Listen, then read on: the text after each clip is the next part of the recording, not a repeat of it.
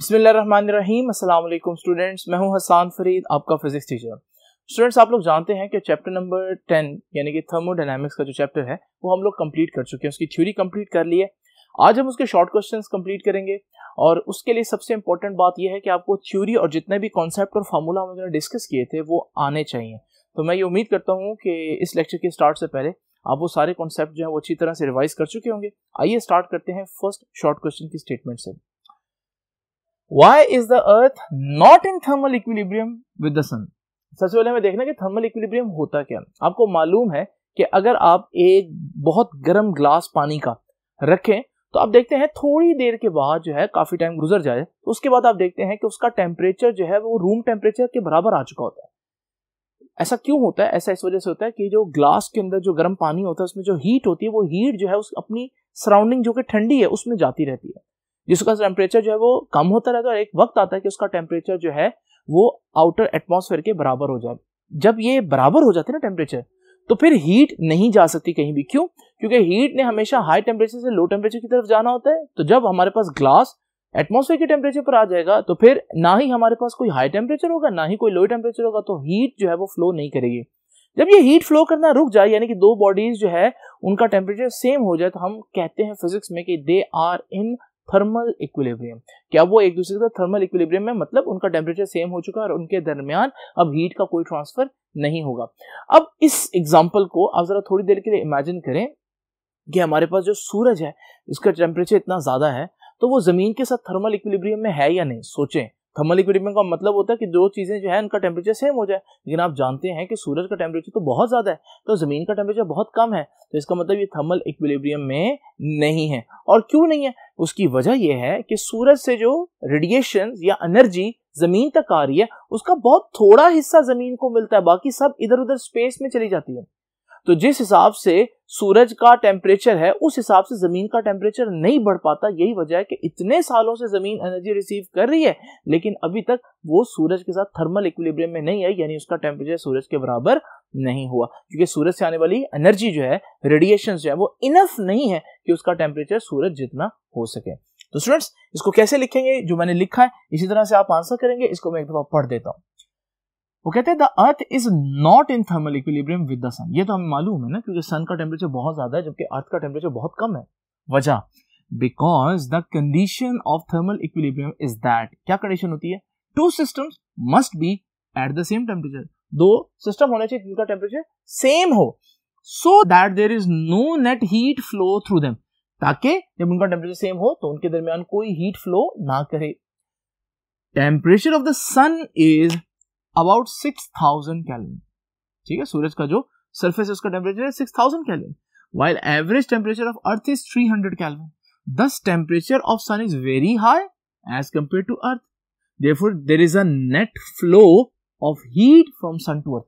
क्योंकि हमारे पास जो सूरज है उसका टेम्परेचर अभी ज्यादा है तो इस वक्त हमारे पास हीट जो है वो सूरज से जमीन की तरफ आएगी। ठीक है, the radiation from sun reaches earth is not sufficient, वो काफी नहीं है, to increase the temperature of earth to such high value which is comparable to that of sun।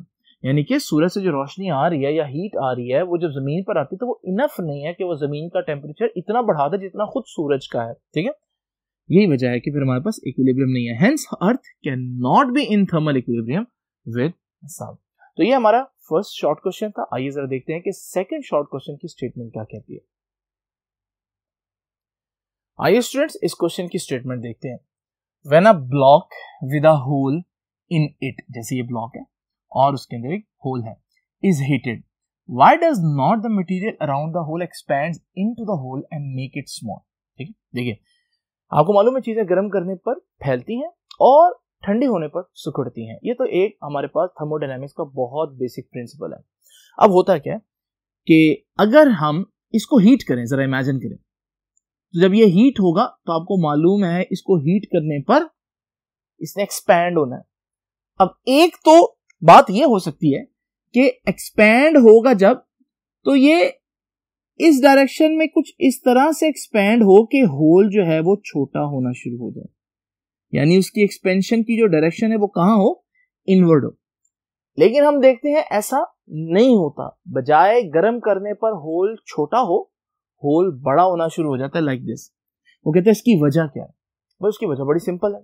उसकी वजह यह है कि हमारे पास इर्द गिर्द इतना ज्यादा मटेरियल जो मौजूद है, ये मटेरियल ने भी तो एक्सपैंड करना है।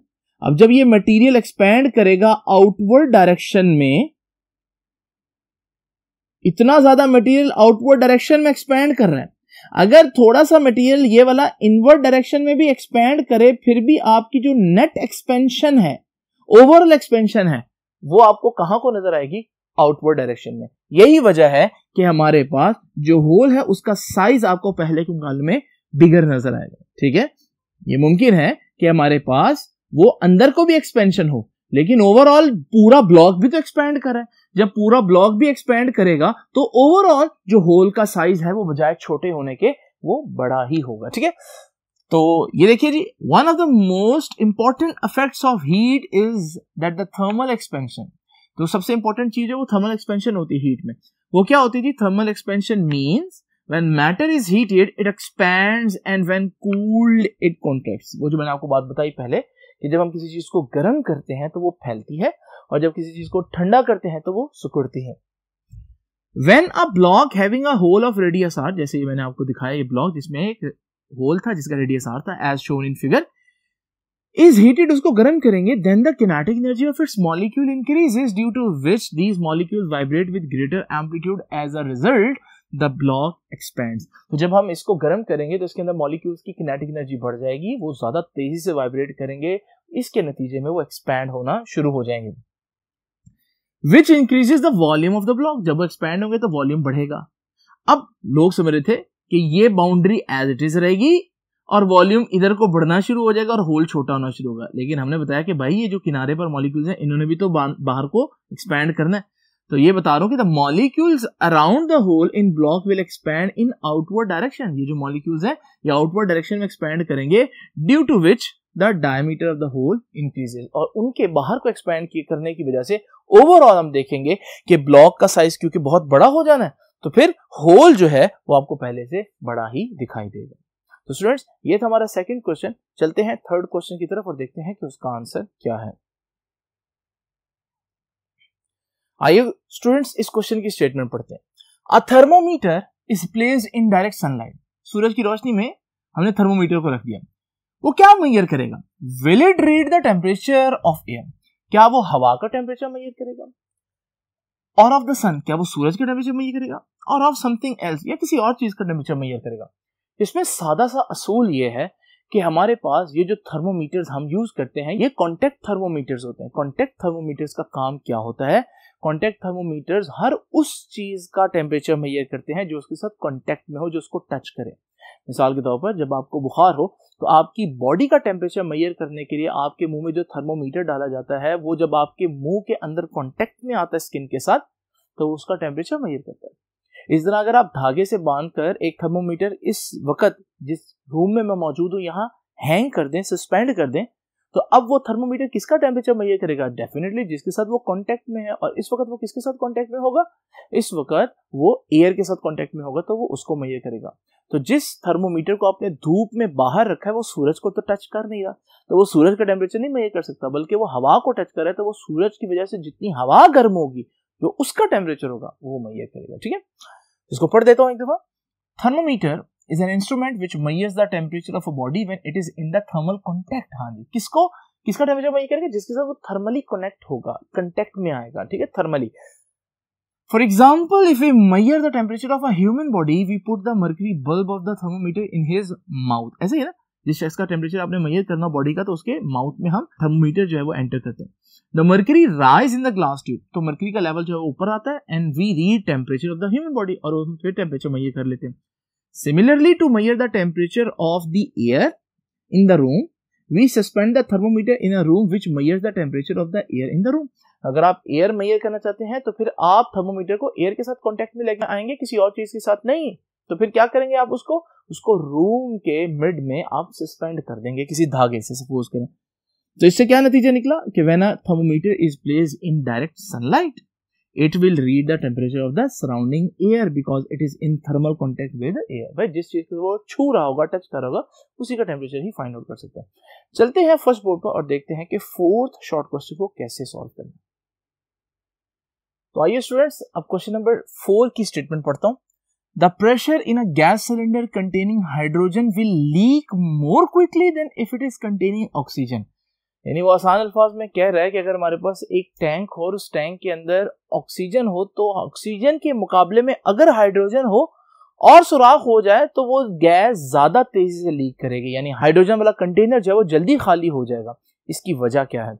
आइए इसकी मैथमेटिकल रीजन देखते हैं। आपको मालूम है ग्राहम्स लॉ ऑफ डिफ्यूजन कहता है कि जो वेलोसिटी ऑफ अ गैस है वो इनवर्सली प्रोपोर्शनल होती है square root of the molecular mass of the gas, यानी velocity is inversely proportional to the molecular mass of the gas. यहाँ से अगर मैं कांस्टेंट से मल्टीप्लाई करूं तो ये k से मल्टीप्लाई कर दूंगा और हमारे पास ये इक्वेशन आ जाएगी। हाइड्रोजन के लिए क्योंकि हाइड्रोजन का सिंबल H होता है तो मैं वेलोसिटी के साथ H और मास के साथ H लिख देता हूँ। मास जो है ये मॉलिक्यूलर मास है, और इस तरह से ऑक्सीजन में हमारे पास वेलोसिटी के साथ O और मॉलिक्यूलर मास के साथ O लिख देता हूँ। ठीक है जी। अब आपको मालूम है इन दोनों इक्वेशंस को अगर मैं डिवाइड करूं तो H ओवर O आ जाएगा, लेफ्ट हैंड साइड से डिवाइड होगी तो VH ओवर VO आ जाएगा, राइट हैंड साइड से डिवाइड होगी तो हमारे पास ये चीज आ जाएगी, ये K से कैंसिल हो जाएगा तो हमारे पास रह जाएगा ये, क्योंकि MO है यानी मास ऑफ ऑक्सीजन, ये हमारे पास डिनोमिनेटर में नीचे डिनोमिनेटर में है तो इसका मतलब ये ऊपर चला जाएगा, तो हमारे पास इक्वेशन कुछ इस तरह से बन जाएगी जिसको मैंने यहाँ पर ये लिख दिया। अब हमारे पास जो ऑक्सीजन के एक एटम का मास होता है वो 16 होता है और हाइड्रोजन के एक एटम का मास होता है वो 1 होता है, तो हमारे पास ये हाइड्रोजन के एक एटम का मास है तो ये MO की जगह 16 और MH की जगह 1 पुट करूंगा तो हमारे पास ये आ जाएगा 16 का अंडर रूट विच इज 4। ये VO उधर जाकर मल्टीप्लाई होगा तो हाइड्रोजन की स्पीड ऑक्सीजन की स्पीड से 4 टाइम्स आ रही है। तो इसका मतलब अगर हमारे पास टैंक के अंदर हाइड्रोजन हो, क्योंकि हाइड्रोजन हल्की है तो उसमें मॉलिक्यूल्स की स्पीड तेज होगी।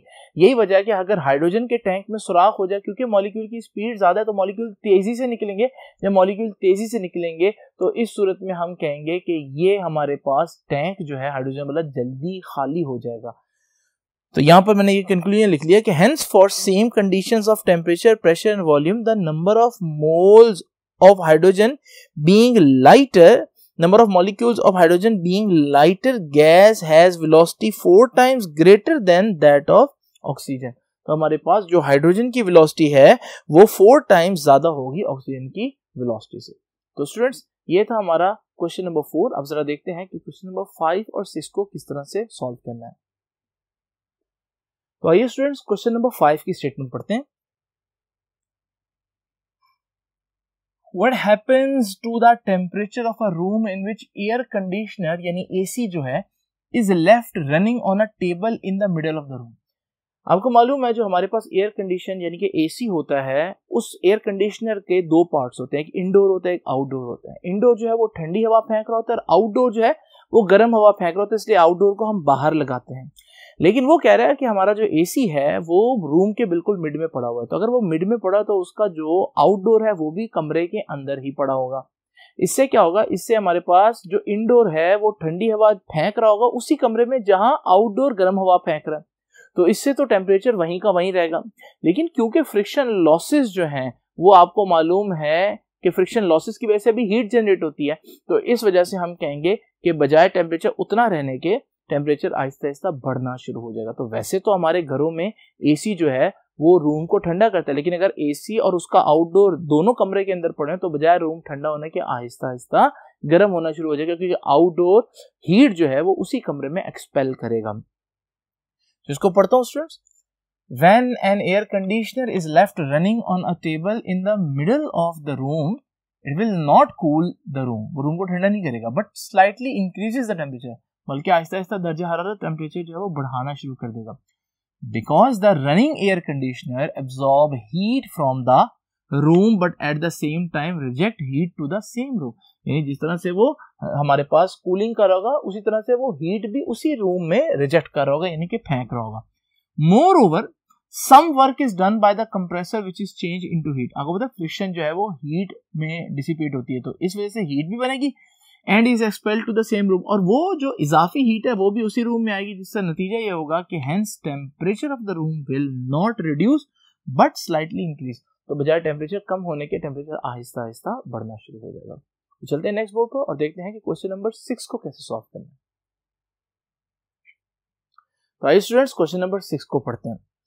Why does the pressure of the air in automobile tire increases if the automobile is driven for a while? अगर हम कुछ देर ऑटोमोबाइल को चलाएं तो उसके अंदर जो हवा का प्रेशर होता है टायर के अंदर वो बढ़ क्यों जाता है? तो उसकी वजह देखते हैं।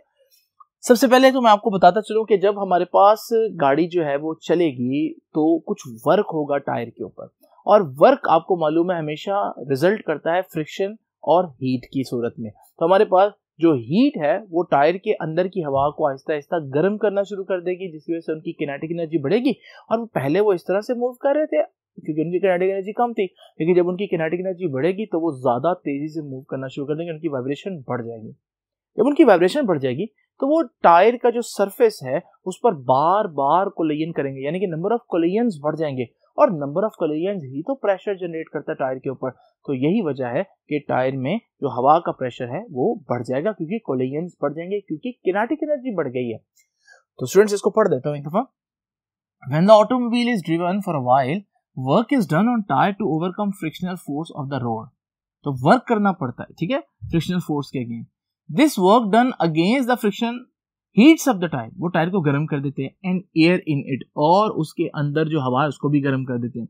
एंड दस velocity of air molecules in the tyre increases, तो अंदर जो मॉलिक्यूल्स हैं उनकी वेलोसिटी बढ़ जाएगी। वेलोसिटी बढ़ने का मतलब किनेटिक एनर्जी बढ़ जाएगी, ठीक है। इन रिटर्न इसके नतीजे में this increase in velocity of the molecule increases the rate of collision, तो इस वजह से जब हमारे पास वेलोसिटी बढ़ेगी तो हमारे पास कोलिजन भी बढ़ जाएगा। कोलिजन ही हमारे पास बेसिकली प्रेशर होता है ना, तो कोलिजन ऑफ मॉलिक्यूल इंक्रीज कर जाएगा with the wall of tyre and this increasing the pressure of air in automobile tyre. तो हमारे पास इस तरह से प्रेशर बढ़ जाएगा। तो स्टूडेंट्स ये है हमारे पास फर्स्ट 6 क्वेश्चन चैप्टर नंबर 10 के। बाकी जो हमारे पास शॉर्ट क्वेश्चन है उनको हम नेक्स्ट लेक्चर में करेंगे। आपसे इंशाल्लाह मुलाकात होगी नेक्स्ट लेक्चर में। तब तक के लिए अल्लाह हाफिज।